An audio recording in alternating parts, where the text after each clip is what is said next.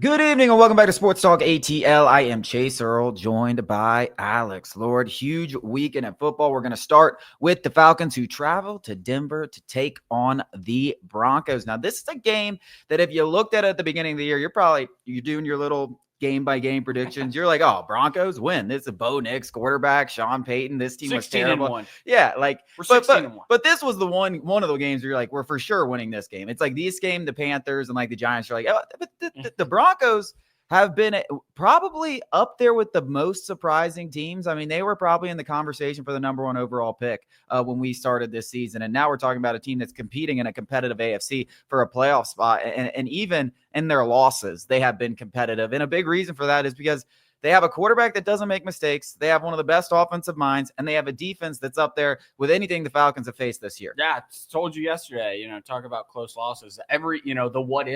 The what ifs record, that what if every one possession game was flip-flopped, the Broncos would be 7-2 and be atop the AFC. So that just shows, they've been competitive in pretty much every single game this season, other than a couple weeks ago against the Ravens. That one was really never in doubt for Baltimore. But I hate it because I've been spending pretty much the better part of the last 4 years crapping on Bo Nix. I'm not giving up yet. I'm too dug in to, call him a good quarterback 10 games into his rookie year. Now, granted, I'll give credit where credit's due. He has, they're 5-5 and they're in the playoff hunt. This is a Broncos team that, up there with, maybe the Commanders, the Vikings, maybe easily the most surprisable team this season. And Bo Nix just executing, Sean Payton's offense is a huge reason. Now, I give more credit to Sean Payton because he's doing a lot more than,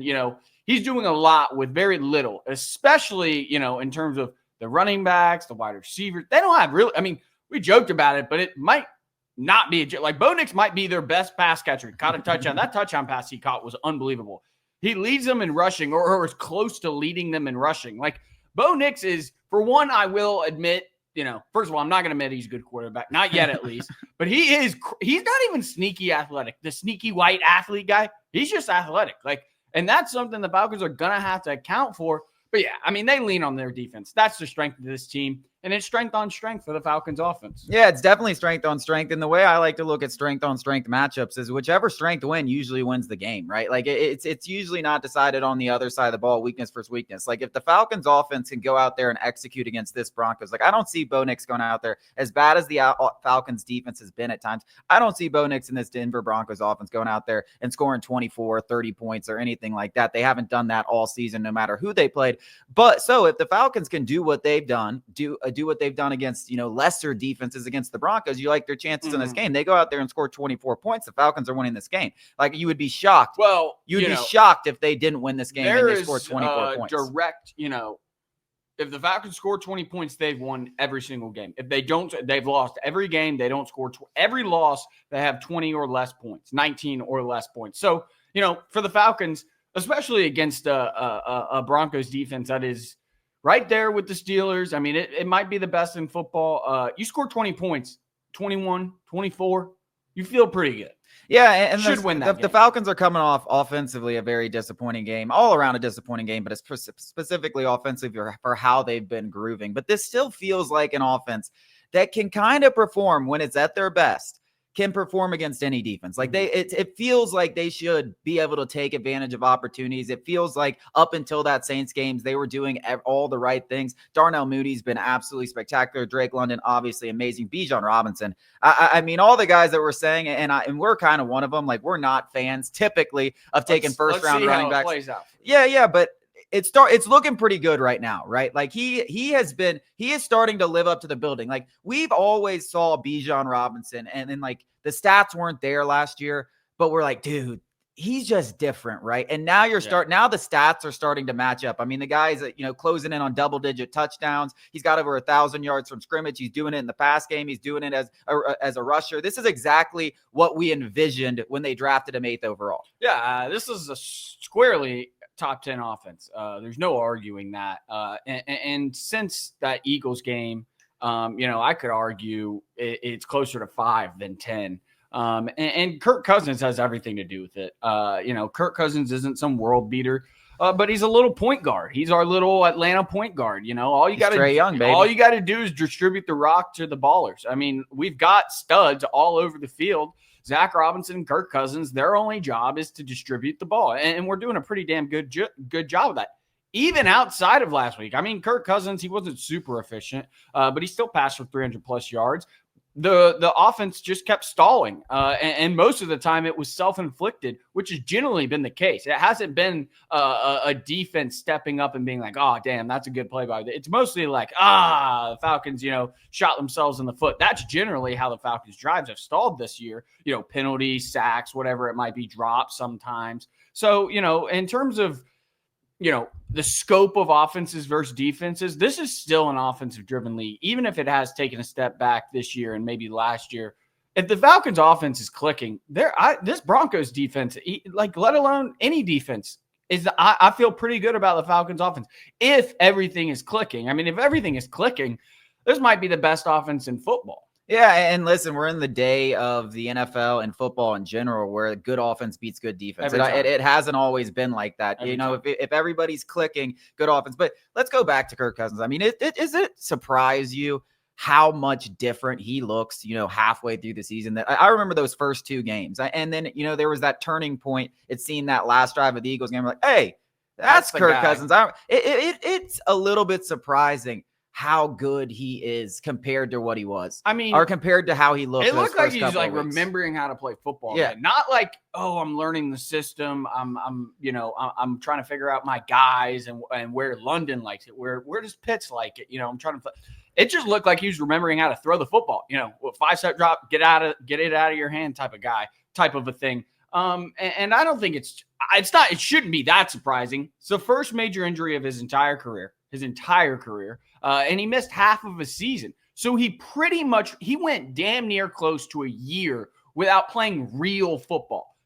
Training camp, the guys are getting in there and they're getting conditioned. And it's way different when live bullets are flying at you and you don't have the ability to be like, well, Grady Jarrett's not really going to hit me. Well, no, Jalen Carter's coming and he's trying to rip your head off. Like, there's a difference. So, I don't think it's that crazy. I think this was always the expectation. I just wrote something about this too, that this isn't the final form of the Falcons offense either. Like, Zach Robinson is 10 games into calling offensive plays for the first time in his career. They're 10 games into the system. Kirk Cousins is 10 games into developing a relationship with Pitts, London, and Mooney. Like, this isn't the final form, and it can get better. Like, I think by the end of the season, hitting their stride, they're going to be talking about this Falcons offense. I said it in the offseason as a top 5 unit, are one of the best in the league. Yeah. I mean, this was a hiccup, we hope. That Saints game was a hiccup. It was. It feels like up until that point, this was a grooving offense.